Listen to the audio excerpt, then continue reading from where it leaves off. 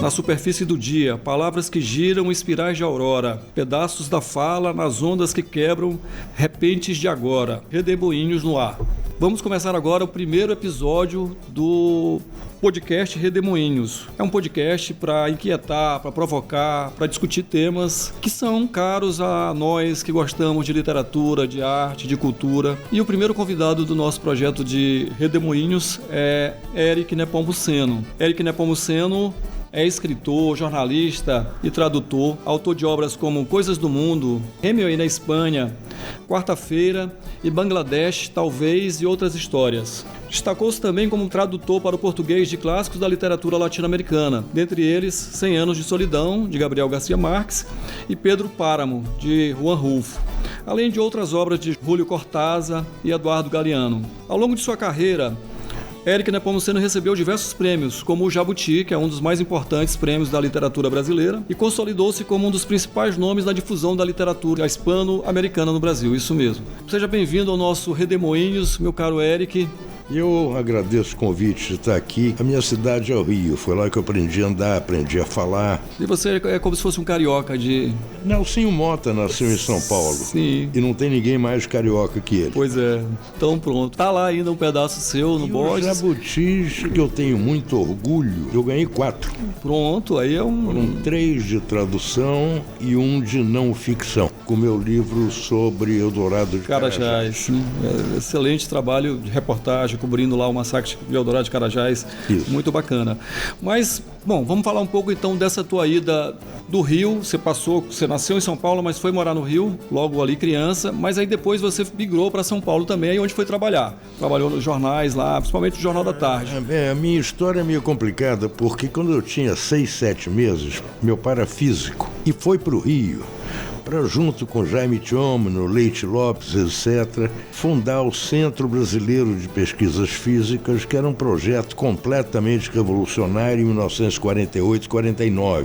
E quando eu tinha 6 anos, meu pai foi um dos pioneiros do ITA em São José dos Campos. Então a minha família é completamente dividida, porque a minha cidade é o Rio e a cidade de minhas 2 irmãs, meus 2 irmãos, é São Paulo. Eu me lembro quando a gente morava no ITA, em São José, papai dava aula na PUC, no Rio, papai dava aula, veja que loucura, na Escola Superior de Guerra, que tinha um curso de física e de engenharia, de matemática, que eram primorosos. Então, cada 15 dias eu ia para o Rio com meu pai. Bom, e aí mudei para São Paulo, comecei a trabalhar em São Paulo. Quando eu fui embora do Brasil, eu saí de São Paulo. E quando eu voltei, não tinha nem o que pensar. Voltei para o meu Brasil, para minha cidade, para o Rio de Janeiro, onde eu estou até hoje. Pois é, então você saiu ali de São Paulo, estava trabalhando no Jornal da Tarde, depois deixou o trabalho ali em plena ditadura militar. Nós até já conversamos sobre aquele período difícil de fazer jornalismo ali debaixo da censura. Aí você foi para Buenos Aires, optou por morar em Buenos Aires e trabalhar em Buenos Aires. E lá você iniciou uma nova vida, descobriu, né, essa imensa literatura latino-americana também ali nessa convivência. E aí eu queria que você falasse um pouco disso, desse começo, dessa chegada a Buenos Aires, claro, do princípio da amizade com o Eduardo Galeano, que eu acho que foi quem te entronizou aí nesse universo da literatura latino-americana. Eu sempre digo que Eduardo não era meu irmão, nunca foi meu irmão.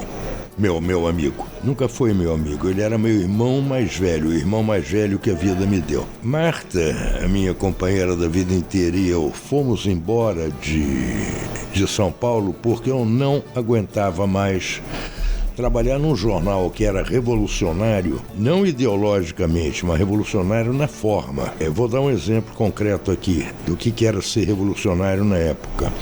O Maluf era prefeito de São Paulo, era mentiroso. Então a capa do jornal era um retrato do Maluf. No dia seguinte era uma coisa com o nariz um pouquinho maior, até que o nariz deu a volta. Era uma coisa inédita no Brasil. Devida essa coisa a Murilo Felisberto, que ninguém mais lembra dele, mas foi um revolucionário. Era o diretor de redação do Jornal da Tarde. Era o diretor de redação. E com a aprovação do Rui Mesquita. Sim. Outra história, isso bem depois. Eu estava já em Buenos Aires E eu usava a agência Reuters para mandar, naquele tempo era Telex. E eu tinha acabado de mandar uma matéria e recebi um Telex de volta dizendo: olha, você está sabendo que o Picasso morreu? Eu respondi, claro. Estou aqui na Reuters. Então faz o lead. O lead é a abertura da matéria. Eu falei, mas faça a matéria inteira. Então, não, só o lead. O Fernando Portela, que era o meu chefe, ele era uma pessoa tão doce, tão suave, que o apelido dele era Dr. Satã. Com ele não se discutia. Aí o que eu ia botar de lead? Eu não sabia o que vinha depois, nem o que vinha antes, qual era o seu título. Aí eu inventei. Quando o menino nasceu, a mãe olhou no berço e pensou: se for padre, vai ser papa.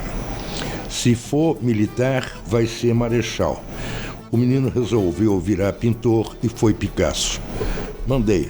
Aí ganhei um aumento de $30, que na época era uma dinheiroca, porque o Portela adorou o lead, aí veio o título. Picasso morreu, vírgula, se é que Picasso morre, ponto. Maravilhoso título. Esse era o jornalismo que a gente fazia, esse é um jornalismo que acabou no Brasil.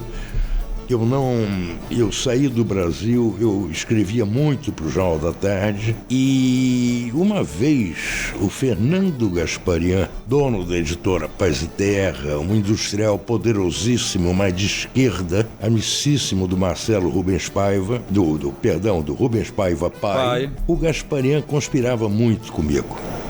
Ele ia a Buenos Aires e mandava envelopes. Me levava envelopes com denúncias do que está acontecendo no Brasil. E eu tinha me instalado em Buenos Aires fazia 2 ou 3 meses. Chega o Gasparian com um envelope e fala: este aqui você vai entregar para fulano, que era um jornalista uruguaio que eu não conheci e que eu não tornei a ver.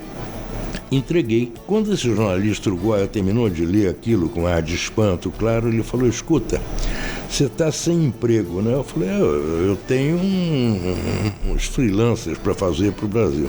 Como correspondente? Não era correspondente, não tinha salário. Não tinha salário. Olha, tem um patriota, meu compatriota, meu amigo que vai lançar uma revista cultural. Vamos lá, de repente tem alguma boca para você. Eu fui e assim eu conheci o Eduardo Galeano. A revista era Crises. A revista era Crises, que continua sendo a revista cultural mais importante da América Latina nos últimos 60 anos. E no 3º ou 4º encontro, sem explicação, o Eduardo me encomendou uma matéria que eu fiz, que era um perfil do Chico Buarque. O Chico ia cantar na Argentina. E a gente se adotou. E irmãos fomos até ele cometer a perversa imprudência de ir embora para sempre. Você tem uma ideia da minha ligação com o Eduardo? Depois dele ter morrido, eu na semana seguinte, eu cada tanto ligava para ele. De tão próximo. Tanto era a vontade de falar. Tão próximo que a gente era. Eu pedia conselho, eu contava fofoca. Através do Galeano e da Crises, eu conheci todo mundo na literatura hispano-americana. Eu me lembro que uma vez eu estava em casa com a Marta, me toca o telefone, é o Eduardo, e falou assim: ô Eric, o que você vai fazer hoje lá para 6 horas? Falei: não, já mandei minha matéria para o Brasil, não tenho nada que fazer. Ah, então passa aqui que vamos tomar um café com o Mário. Eu fui, era o Mário Benedetti. Eu lembro que um dia ele falou: não diz pra ninguém onde você vai, nem pra Marta, mas me encontra no Café Ramos às 7h30 que a gente vai sair com o Júlio, que não quer ver ninguém. Eu conheci o Cortázar. Quer dizer, era uma coisa... Era uma coisa puxava a outra, não, então. Mas de uma naturalidade. Eu lembro que o Lopes Portillo, presidente mexicano, foi fazer uma visita a Buenos Aires e tinha aquele jantar solene para intelectuais, etc. E o Galeano tinha um convite e o imenso poeta Juan Hellman, que era o vice-diretor de redação da Crises, cada um tinha um convite. E a gente queria ver o Rulfo, que Lopes Portillo, que coisa nenhuma. E aí o Eduardo falou: ó, vamos, ele tinha uma namorada americana na época, ele falou: ó, eu vou levar ela, você traz a Marta, vamos nós 5. Ou entra um ou não entra ninguém. Eu falei: Eduardo, mas as meninas vão ter de se aprontar, se vestir direito, para dar com o nariz na porta, não interessa. Ou entra um, ou entra todos, ou não entra ninguém. E quando a gente acabando de subir a escadaria daquele hotel chiquérrimo, tem um cara baixinho de terno, fumando, encostado numa coluna. Eu virei e falei assim: Eduardo, olha quem tá aí. Ele falou: santo Deus. Era o Juan Rulfo. Era o Juan Rulfo. O Rulfo. Então nós cercamos o Rulfo. E aí era uma coisa engraçada, porque todo mundo subia aqueles intelectuais, eu lembro do Ernesto Sábato, Sim. aquelas figuras solenes e tal, me dizia: Eduardo, desculpe, eu tenho de entrar correndo porque o Rufo está me esperando na mesa dele. O Rufo ali, fumando com a gente. Lá pro 7º, 8º intelectual gabaritado, desculpe, o Rufo está me esperando na mesa dele. O Rufo virou para nós e falou assim: escuta, é melhor vocês me levarem para jantar em algum lugar, porque na minha mesa não tem lugar mais nem para mim. E a gente saiu para jantar. Saiu dali com o Rufo. E aí, quando o Rufo descobriu que eu era Eric Nepomuceno, ele falou: então nós somos primos, porque o nome dele é Juan Nepomuceno Rufo. Olha por quê? Porque no mundo hispânico, Juan Nepomuceno vem de San Juan Nepomuceno, é que nem se chamar João Luiz ou São Vicente, sei lá. Sim. E a gente brincou isso até o fim. E eu tornei a encontrar o Rufo em Caracas, isso foi em 74, tornei a encontrar ele em Caracas em novembro de 75, era uma palestra, não tinha lugar para entrar, aquela coisa, universidade ali, todo mundo, não tem mais, não entra mais ninguém. Eu falei: avisa ao mestre que o primo brasileiro dele está aqui. Aí me olharam assim, aí entrou um cara, voltou e falou: não, ele pode entrar, porque o primo brasileiro era eu. E quando a gente chegou no México, quem a gente conhecia, a única pessoa era o Rufo. Então, minha ligação com o Rufo foi eterna. E aí falar de Rufo é algo interessante, porque se a gente pegasse ele, foi uma espécie de precursor daquilo que se veio a chamar depois, até com esse termo aí que você não assimila, que é o realismo mágico. Mas foi quem começou tudo lá atrás, né? Eu acho que o Rufo com Pedro Páramo e com... Eu continuo achando aquilo que eu concordo com Garcia Marques inteiramente. O maior mestre de todos foi o Rufo. Rufo, né? Garcia Marques dizia isso e eu concordo. Ele escreveu 2 livros, uns contos incríveis, El Llano en Llamas, sim, e um romance que é absurdo, que é o Pedro Páramo. Pedro Páramo. E tudo curtinho. Sim. Curtinho. 100 páginas ali. E ele parou de escrever. Por que ele parou de escrever, ninguém nunca soube. Enquanto eu morei no México, e até depois, quando eu voltar para o México, enquanto ele estava vivo, toda quarta-feira a gente se encontrava na livraria El Ágora, eu tomava uísque, ele tomava café. E ele me contava histórias infernais de namoros dele. E aí eu percebi que tudo era mentira. Tudo mentira. E era o que ele escreveria. Como é que eu descobri que era mentira? No começo eu acreditava, até que ele inventou uma moça de Tucumã, na Argentina, que ia fugir de casa. Com ele? Não. Ia fugir de casa? Ele no México. Sim. Ela ia deixar pai, mãe, etc., uma moça jovem e linda, e queria encontrar com ele no Rio. Eu falei: o pai da Marta, meu sogro, tem um apartamento em Copacabana que está vazio. Você consegue para mim? Claro. Na outra quarta-feira eu liguei pro meu sogro, a chave está na portaria a hora que você quiser. Eu tenho um problema. Eu falei: qual é o problema, mano? O meu dinheiro eu vou deixar todo para minha família, minha mulher e meus filhos. Eu não vou ter do que viver lá. Para a gente dar um jeito. Na outra quarta, eu liguei pro Darcy Ribeiro: você vai ser professor visitante da Universidade Estadual do Rio, da UERJ, para ir lá uma vez por semana e vai ganhar $3.000 por mês. Naquele tempo isso era uma fortuna incalculável. Quinta, quarta-feira, não vou poder ir, porque eu não conheço a cidade. Como é que eu vou sair de casa para ir dar minha aula e voltar? É muito complicado, eu tenho medo de táxi, me disseram que táxi no Rio é muito violento. Na quarta-feira seguinte eu falei: Juan, tá tudo acertado, o Darcy botou um carro com motorista para você, não para ir dar aula, para o que você quiser. Aí não tinha outra, veio o dia do embarque. No dia do embarque ele me chamou para almoçar, eu fui almoçar. E o Rufo era uma figura elegantíssima. E eu entro no restaurante elegante que ele escolheu e eu vejo o Rufo, barba por fazer, sem gravata, aquela camisa meia torta, aquele paletó amarfanhado, não comendo quase nada. Eu lembro que eu sentei e pedi um pratinho. Ele não abriu a boca, nem eu. Aí eu falei: Juan, tá na hora, eu vou te levar no aeroporto. Eu vou descendo para pegar o carro, você desce e a gente se encontra. Nem pegar carro, coisa nenhuma. Eu desci e fiquei na calçada esperando por ele. Ele falou: olha, eu não vou mais. Eu falei: por quê? Ela me ligou ontem à noite. Eu falei, o que houve? Ela não tem coragem de deixar a mãe dela, que está muito velhinha. Eu falei, bom, mãe, então entra no carro, eu te levo em casa. Não, eu quero ir a pé. A gente estava 2 quarteirões da casa dele, eu estava aqui carro, coisa nenhuma. Era assim que ele escrevia. Montando as invenções. Montando as imagens, as maluquices. Maluquices, que coisa boa. Mas isso é o mistério todo dessa imensa literatura latino-americana, né? Ela é construída em cima desse imaginário, dessa capacidade de se inventar em cenários dificílimos, né?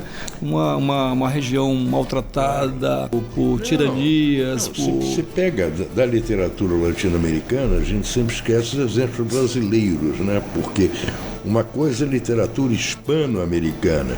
Latino-americana somos nós. Eu sou um escritor latino-americano. Sim. Daniel Galera Tatiana Salem Levi embora tenha nascido em Portugal, mas filha de mãe e pai exilados. Sempre que me pergunto a literatura jovem latino-americana, Alejandra Costa Magna, do Chile, Tatiana Salem Levi, não, a gente está falando latino-americano, né? O Daniel Galera é o quê? Ucraniano? A Tatiana é o quê? De Nairobi? Sim. A gente foi educado, sobretudo depois do golpe de 64. Para virar as costas para a América Latina. A minha geração, eu lembro de meu pai, que logo depois do golpe me chamou um dia e falou assim, meu filho, a primeira coisa que eles estão destruindo é a educação. Eu tinha 15 anos na época. A segunda coisa que eles vão destruir é a memória. E papai acertou no alvo. Mas enfim, vamos em frente, que a minha memória está em pé. Mas vamos falar um pouquinho agora do Maranhão. É a primeira vez sua aqui em São Luís. Me lembro que quando eu te fiz o convite, por telefone ainda, percebi um certo entusiasmo para conhecer a terra de Ferreira Goulart. E aí eu li num artigo teu, escrito, publicado no El País, logo após a morte do poeta, acho que em 2016, que dizia assim: a imagem, abre aspas, a imagem mais permanente na memória é a de um homem triste. Naqueles meus anos jovens, eu nunca tinha visto alguém tão triste, mais triste que Ferreira Goulart. Nunca tinha visto alguém mais triste que Ferreira Goulart. Tinha cabelos negros que caíam como um véu sombrio sobre seu rosto. Falava numa voz baixa e grave. De repente, ria um riso estranho, um riso nervoso. Ele vinha de muitos exílios, muitas derrotas. Vinha do Chile de Salvador Allende. Vinha do golpe traidor de Augusto Pinochet. Vinha da morte de Allende. Vinha de sonhos frustrados, roubados. E perguntava coisas, queria saber. Era como alguém que queria respirar vida. Ferreira Goulart, meu amigo, que foi o ser vivo mais triste que vi na vida quando éramos jovens, quando vivíamos os anos jovens, foi também o último grande poeta do idioma que falamos no Brasil. Belíssimo texto, belíssimo recorte, poético, afetivo, enfim. Como é estar em São Luís, na cidade que de Buenos Aires Ferreira Goulart conseguiu cantar, né, no poema Sujo. É no momento em que ele vivia as agruras mais terríveis da vida, depois de ter passado por a União Soviética, Chile, Peru, enfim, e tinha se estabelecido ali. Então, como é que é estar aqui nesse ambiente onde ele construiu o poema Sujo, basicamente, com suas lembranças e suas memórias?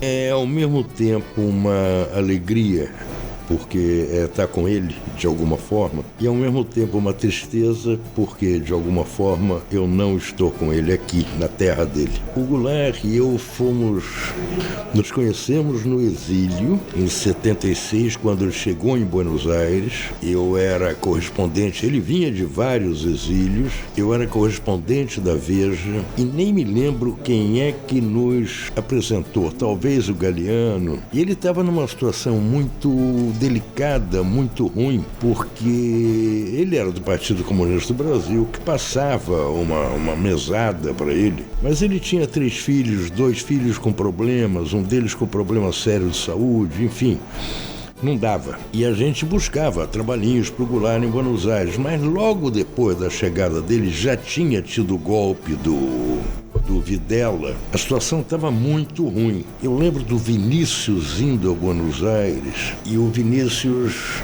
falando com o Goulart, e o Goulart, anos depois, escreveu tempinhos depois, não foram anos depois, não. Acho que ele já tinha escrito o poema Sujo, agora me deu um branco. Eu estava escrevendo. Eu lembro que o Vinícius leu o poema Sujo.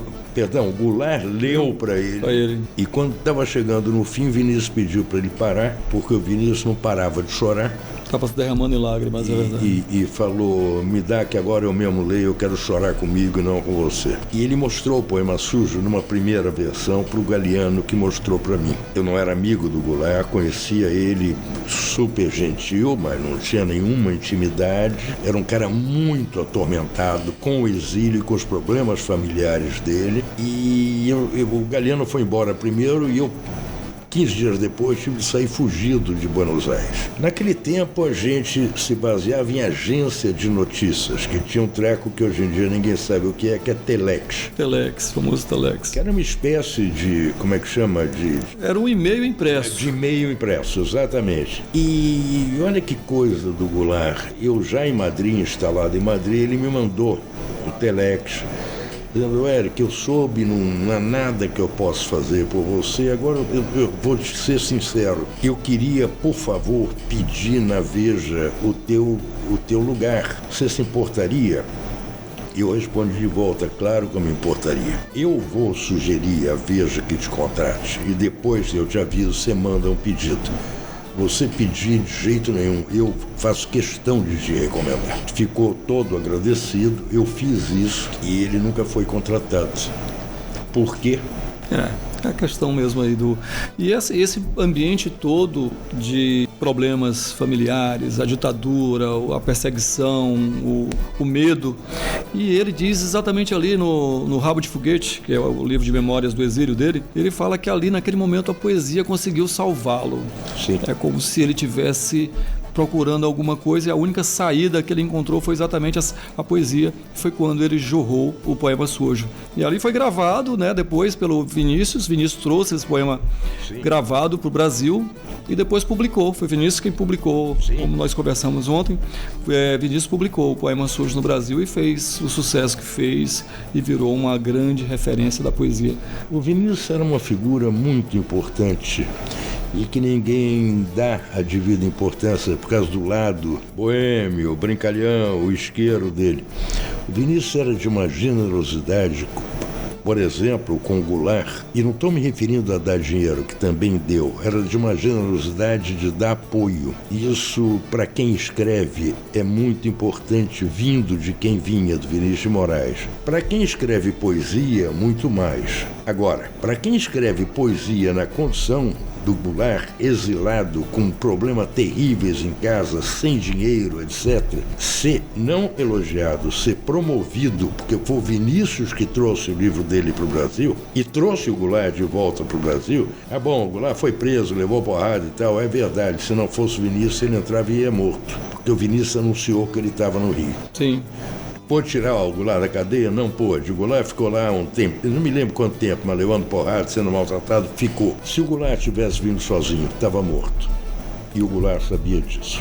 É verdade. Mas, enfim, sobre Garcia Marques, vamos falar um pouco da tua convivência, da tua amizade com Garcia Marques. Você foi o tradutor de praticamente dos principais livros de Garcia Marques, mas além de tradutor você foi amigo de Garcia Marques. Fala um pouco dessa convivência. Foi uma história, rapaz, minha vida é toda feita de, como dizia o Cortázar, ele acreditava, eu também, eu acredito em destino. Não adianta se prever e tentar alguma coisa, o destino vai te levar para o que você quer ou não. Dezembro de 73, o Garcia Marques escreveu um texto que é uma aula de jornalismo sobre os últimos momentos da democracia e de Salvador Allende no Chile até a morte dele. Tinha detalhes como o movimento das ruas, a fumaça dos ônibus, o gosto da comida, onde se comia melhor tal ou tal prato, uma aula de reportagem. E aí e o dinheiro da venda desse artigo, que ia para o mundo inteiro,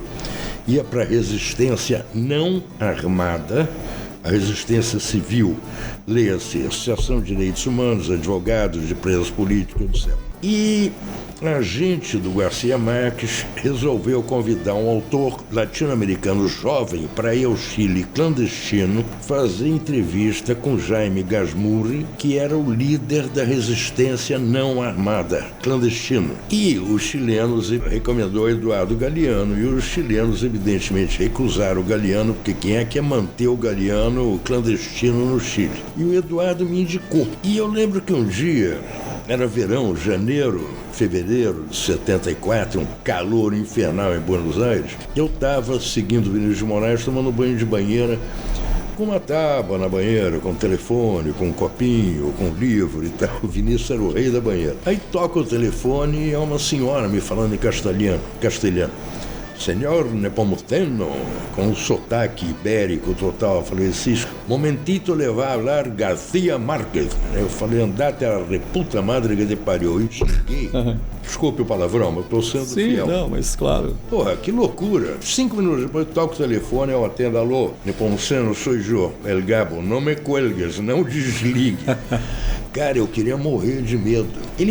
Eu tinha sido grosseiro com a agente dele, com a Carmen Balcells, que depois virou minha agente também, mas olha que loucura. Ele me interrogou. O que eu fazia, onde eu morava, por que eu tinha ido parar em Buenos Aires, o que meu pai fazia, que eu era amigo de quem, tal.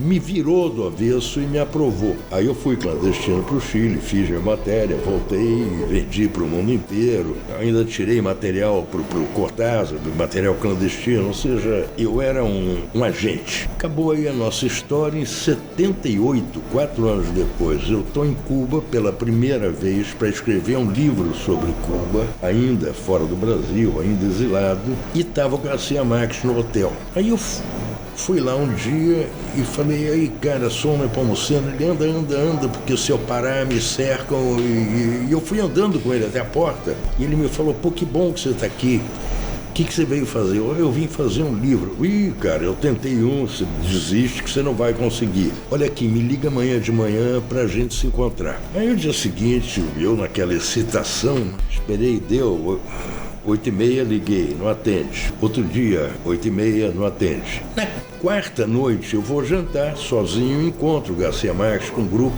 Ele, pô, você ficou de me ligar de manhã? Eu falei, eu tenho ligado todos os dias, você não atende? Não, de manhã eu atendo. Que horas você tem ligado? Eu falei, 8h30. Pô, cara, eu sou caribenho. De manhã pra mim é entre 6h30 e 7h30, pô. Acorda cedo. E a gente nunca... Aí saímos, conversamos, 78, 5 anos depois, ou não, 79, eu mudei para o México. E a gente nunca mais se desgrudou até o fim dele. Ele já doente, com Alzheimer avançado e tal, e eu ia para o México, e a Mercedes também, até o fim. Ele, assim, dessa turma do chamado boom latino-americano, tua convivência, claro, com Garcia Marques, ela é notória, com Cortázar também, você traduziu coisas interessantes, principalmente O Jogo da Amarelinha, que é um livro dificílimo e tudo. E Carlos Fuentes, embora tu não tenha traduzido, mas acho que teve uma boa relação também com ele lá no México. Muito boa. E eu acho que o único que tu não teve tanta proximidade assim desses expoentes do boom foi o Vargas Llosa. E ele teve aquele problema também com o Gabo que... Veja bem, na América Hispânica, a literatura é formada por tribos. A minha tribo era uma, a tribo do Vargas Llosa era outra. Ele, Otávio Paz, era outra. Não quero entrar em mérito, não quero discutir. As 3 vezes que eu tive com o Vargas Llosa, ele foi simpaticíssimo, cordialíssimo, e eu tenho certeza que a cordialidade dele, a simpatia dele eram tão autênticas como uma nota de R$3,40. Então tá dito tudo. Mas a minha máfia era outra. Era outra malta também, né? Não, e uma coisa engraçada, usei a palavra para te explicar. O Garcia Marques me explicou uma vez, para te contar. Sim. O Garcia Marques uma vez me explicou. Tem uma hierarquia. Você tem um amigo, você tem um bom amigo, você tem um tremendo amigo, você tem um amigão, você tem um amigo do peito, você tem um amigo da alma, e aí tem a máfia. Sim, que é essa máfia. Ele me contou isso num dia que eu quase chorei, que foi um almoço em que eu era promovido à máfia. Pô, então isso aí foi uma máfia de pintores colombianos. Com todas as honras. Mas enfim, eu acho que pra gente encerrar também o nosso papo aqui, Eric, fala um pouco da tua experiência de ficcionista, contista e tudo, dos teus trabalhos, enfim, eu acho que é um universo também que você pisou ao longo da tua carreira. Eu, na minha geração, a gente começava, claro, a escrever aos 15, 16 anos poesia. Eu escrevia poesias. Mas que, aliás, tu não foi uma coisa que entrou muito na tua vida de tradutor também, né? Muito pouco. Eu tenho o maior respeito pela poesia. Eu traduzi 2 ou 3 autores, poetas, que é o Hellman, o Gonzalo Lozada, o Dom Pedro Casaldáliga e não me lembro de mais ninguém. É um terreno mais movediço, né? É mais movediço o terreno da poesia, né? Eu acho, muito para mim, eu acho que poeta tem que ser traduzido por poeta. Mas eu comecei escrevendo poesia, e que eu guardei.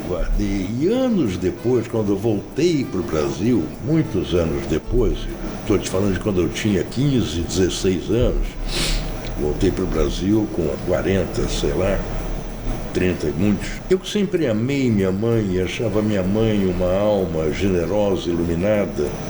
Falou, meu filho, olha aqui, que bom que você voltou, eu guardei isso para você. Eu tinha uma mãe perversa, cruel e sádica. Eram os meus poemas da adolescência, que eram pavorosamente ruins. Mas em seguida, coitada de mamãe, ela ia rir. E logo depois eu comecei a escrever contos. E não parei nunca mais. E assim, foram vários livros publicados também, né? Alguns livros publicados. Eu escrevo pouca ficção, 4, 5. Tem mais o não ficção, que são esses livros de reportagem, os trabalhos de reportagem que você fez, como esse de Eldorado Carajás, não é isso? Eu fiz um livro que eu gosto muito, que é sobre a memória de todos nós. Sim. A história de uma que foi perseguida no Chile, outra que foi no Uruguai, outra na Argentina. E aí, quando esse livro saiu, teve um certo impacto no Brasil. E toda a entrevista me perguntavam, por que não tem ninguém do Brasil? Eu falei, tenho amigos brasileiros, fraternos amigos e amigas que foram exilados, foram presos, torturados, moças que passaram por violências absurdas. Ninguém no Brasil nunca foi julgado pelos crimes cometidos por funcionários do Estado. Então esse é um país sem memória. Eu só escrevi sobre o país que tem memória. Isso. E essa coisa também de o Brasil não estar inserido no boom, o Brasil não enxergar a América Latina como deveria ser enxergada, como deveria ser vista. Isso acho que tudo pesa também um pouco.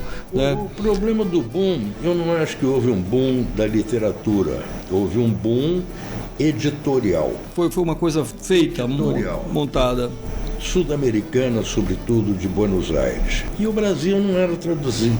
Não foi um boom de leitores, foi um boom de editores. E o Brasil não era traduzido, é verdade. A coisa ficou concentrada mais entre os escritores eu acho que hispano-americanos. LD e eu fomos os mais traduzidos. Mas é isso, meu caro. Então foi um prazer imenso conversar com você aqui nessa estreia do Redemoinhos. Você passando por São Luís, fazendo uma palestra na Academia Maranhense de Letras. E eu acho que foi uma passagem muito interessante, muito prazerosa aqui a nossa conversa também. Muito bom. Eu que agradeço. Grande abraço.